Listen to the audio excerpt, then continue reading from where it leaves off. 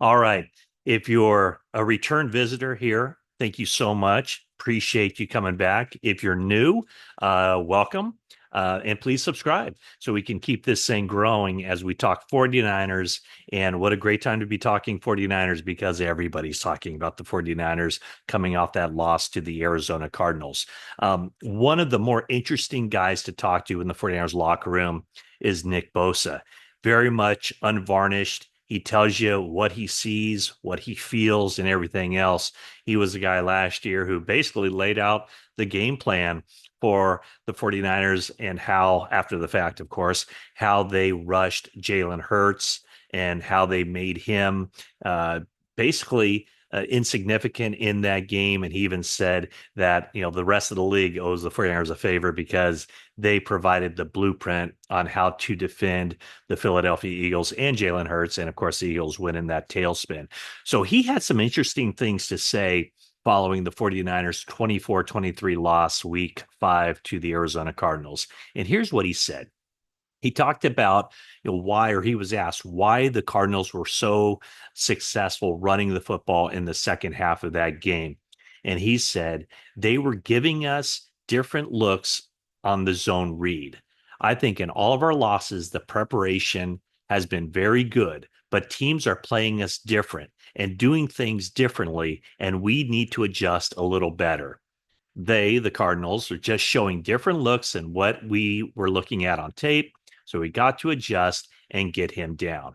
And if you look at the stats, it bears out that the 49ers had their difficulties in the second half of that game because James Conner, the Cardinals running back, had 6 carries for 9 yards in the first half. In the second half, he rushed 13 times for 77 yards. So was it a matter of the Cardinals out scheming the 49ers, or was it just the 49ers not making plays in the run game? And I think this can swing both ways.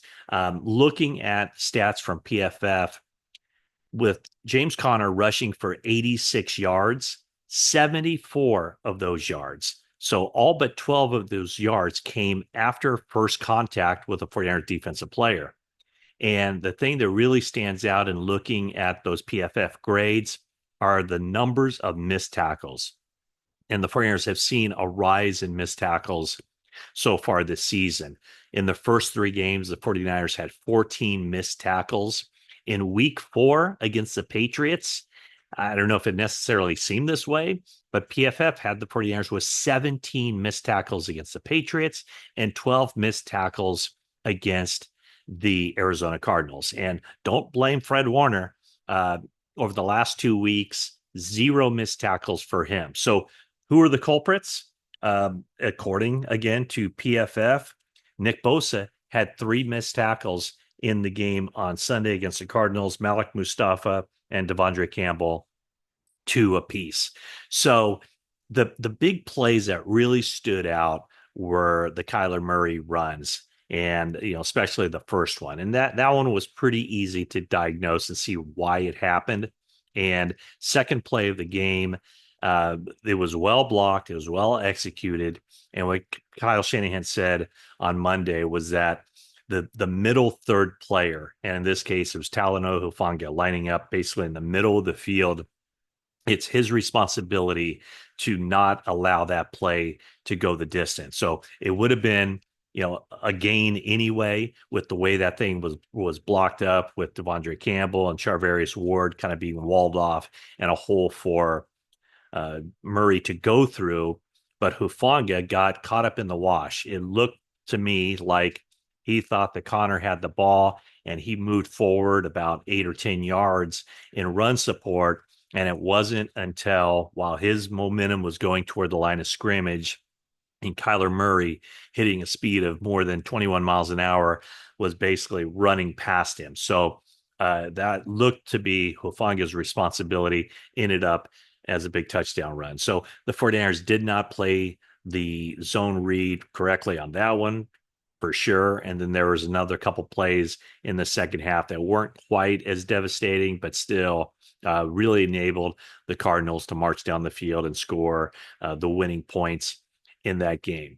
So, it's not as if uh, the 49ers were so great in the run last year, especially against Kyler Murray. I mean, this was a, a Cardinals team last year that really torched the 49ers on the ground, rushing for 234 yards. That was in the week 15 game.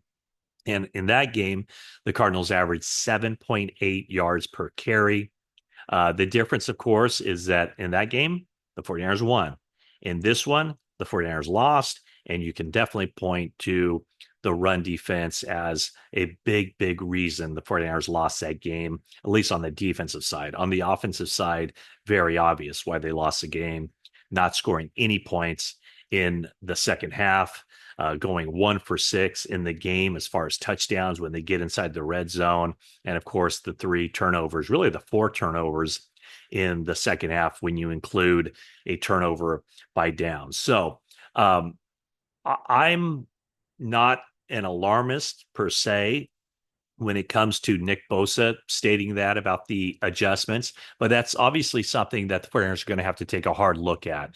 And it's not just Nick Sorensen, the defensive coordinator. This is a collaborative effort, and it really starts with the defensive line and the front seven. So it's Chris Kocurek, it's Johnny Holland, the coaches there. On the back end, it's Daniel Bullocks, and also Brandon Staley, who's kind of has that overarching role as assistant head coach and defensive assistant. So it's all those guys getting together and figuring this thing out and making those adjustments that Nick Bosa says the 49ers must make in game more quickly in a more timely fashion to prevent those kinds of breakdowns on the defensive side.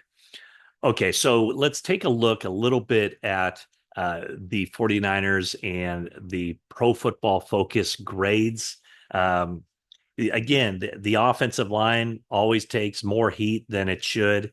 And the PFF had the 49ers offensive line giving up no sacks in this game, which I think is again accurate. One sack was more of a coverage sack, and uh, with Purdy kind of running around, and then the two hits or there were the hit, of course, that turned the game around with the fluttering ball at the end of the game and the interception, preventing the 49ers from an opportunity that wasn't on the offensive line either. That was, as I talked about on the previous video that I did, that was more of a schemed thing where the Cardinals had more blitzers than the 49ers did have in pass protection. And Purdy's got to get rid of that ball. He's got to see that coming. And George Kittle was open right over the middle of the field for what could have been, should have been a play that kept the chains moving and enabled the 49ers to get a little bit closer to go down there. And I don't know if they wanted to get into field goal range and leave it up to Mitch Wishnowsky, the punter, to kick a field goal. But that's where the 49ers could have had that opportunity to win the game late, if not for that late game interception. As far as the offensive line, Brock Purdy was hit twice as a result of protection. One was at the expense of Trent Williams, the other one, Colton McKivitz. And then as far as pressures allowed, Trent Williams gave up 3 pressures allowed. Dominic Pooney also 3 pressures allowed. And then defensively, 49ers weren't great in coverage with Fred Warner giving up 5 for 5, Devondre Campbell, Charvarius Ward, all those guys gave up plays in coverage. The bright spot, once again, Deommodore Lenoir, very good in coverage. Not only did he score the touchdown after Jordan Elliott blocks the field goal attempt, scooped that thing up and ran it 61 yards. He was very good in coverage, only allowed 1 completion while he was in coverage on 3 targets for 0 yards. So another good day for Deommodore Lenoir. I do this thing at NBC Sports Bay Area called Overreactions, 49ers Overreactions. So got a good list coming out here today with that. So take a look at NBC Sports Bay Area for that. One of the overreactions or reactions is from someone, Brian Siddell, who says the 49ers offseason was a failure at bringing in impact players. To me, that's an overreaction because I think it's just too early to tell what the 49ers are getting from the newcomers coming in. I mean, when you look at the draft class, Dominic Pooney has not been a failure. In fact, he looks like a guy who's going to be around for a long time. And so the entire draft class, I would say, very much wait and see with Ricky Pearsall, uh, Renardo Green, and Malik Mustafa. Those are guys who are going to be counted on to be big time players for the 49ers in the future. Maybe even Jacob Cowing. We'll see how the 40 and Isaac Guerendo got a little bit more action. He's yet to show that he's really a good fit for this system, but way too early to write off the draft class. In fact, I would say the early returns are that the 49ers draft class has been pretty good. The one big key is Leonard Floyd. He did have a team high 3 pressures on Sunday. He's a guy the 49ers expect by the end of the year to be up around that 10 sack mark for the season. Right now, he has 2 sacks in 5 games. Isaac Yiadom had a couple of rough games against Minnesota and the Rams. Now he seems to be settling in and playing pretty well. He gave up the 4th down play in coverage, but that was probably more a tip of the cap to Kyler Murray and making that thing happen. But I don't think there's any dispute or any argument that Isaac Yiadom has been a significant upgrade at the 49ers' 3rd cornerback position over what they had last year in their nickel defense with Ambry Thomas or Isaiah Oliver or for the Super Bowl, Logan Ryan. As far as some of the other guys, linebacker Devondre Campbell, it has been rough for him as far as the missed tackles and struggling in coverage. So you might see more of D Winters getting on the field when everybody's healthy and maybe taking over that every down linebacker role. But also remember that Devondre Campbell was signed as kind of a placeholder for Dre Greenlaw. Greenlaw isn't real close to coming back. There really hasn't been any talk about him having the practice window opened yet as he returns from the Achilles. He remains on the physically unable to perform list. So more than likely, you're looking at some point past the bye week for Dre Greenlaw to get back out there. So I would say this. I would say that the offseason acquisitions have been a mixed bag for the 49ers, but I would say as far as the overreaction goes, it's a little too early to say it's been a failure. And I don't think it is a failure when you think about the draft class and what those guys are being counted on to bring to the future. So once again, thanks for watching. Leave a comment, a like, all that stuff, subscribe, and basically that's it for now.